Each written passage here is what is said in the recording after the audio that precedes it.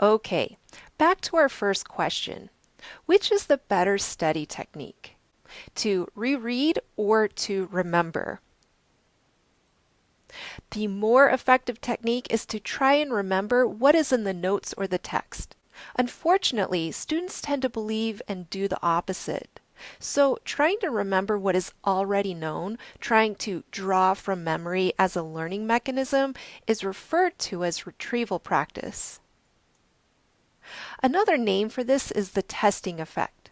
The testing effect came out of the observation that testing students actually strengthens their learning for the material. And the mechanism underlying this effect is retrieval practice. And practice retrieving from memory is the key here, not merely representing the material by looking it over and over again. Retrieval practice works by strengthening neural pathways. Everything we think of or know involves a pathway or pattern of brain activation. The more the pathway is activated, the easier it is triggered in the future. When first learning something, we need to revisit it, reactivate it a few times to increase chances we will be able to access it when we need to.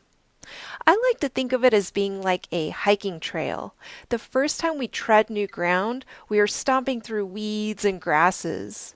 However, the more we walk along the same path, the more established and easy to follow it will become. And it makes sense that if you want to be able to remember something, you need to practice the act of remembering. Here we see a student studying using flashcards. If you are not familiar with flashcards, the idea is to have a term or question on one side of the card and the definition or the answer on the other side. Students then look at the term or question on the first side and practice recalling everything they can from memory. Then and only then do they look at that other side of the card to check how they did.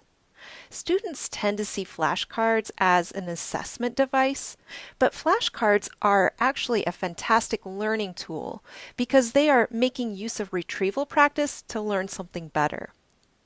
Unfortunately, it is a common misunderstanding of students to think that the best studying happens when they read and reread the text or their lecture notes over and over until the material becomes familiar.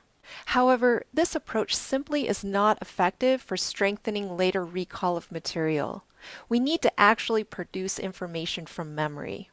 That is why I really like this quote from Robert Bjork, one of the leading researchers in this field of study. He says, "We should input less and output more." Now that you know what retrieval practice is all about, let's take a look at some ways that it can be applied to the classroom. One of my favorites is opening questions.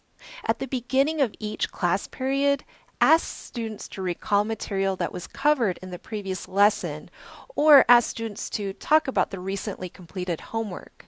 You can have students do this orally by raising their hands and sharing with the class, or in writing.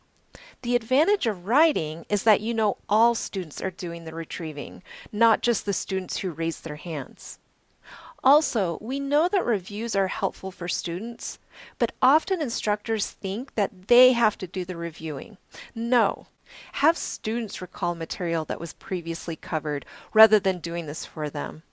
Also, remind students not to look through their notes or the text while they are doing this, since that defeats the purpose of the activity. Teaching online? Consider online reading checks.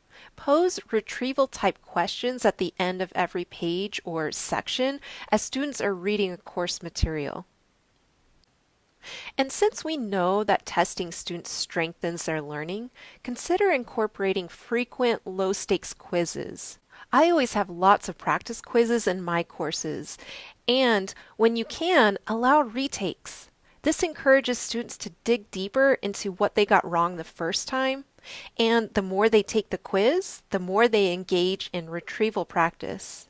For one of my courses, I recently got my hands on some question banks with absurd numbers of possible quiz questions. So I let my students retake their graded quizzes as many times as they like, because every time they take the quiz, the questions will be new. The retrieving syllabus is something that James Lang, author of Small Teaching, does in his classes. He puts descriptive schedules in his syllabi and lets students know that they are expected to bring the syllabus to every class. Throughout the semester, he will have students pull out their syllabi and he will pick a particular day or session from the past and ask students to retrieve everything they can remember from that day or session.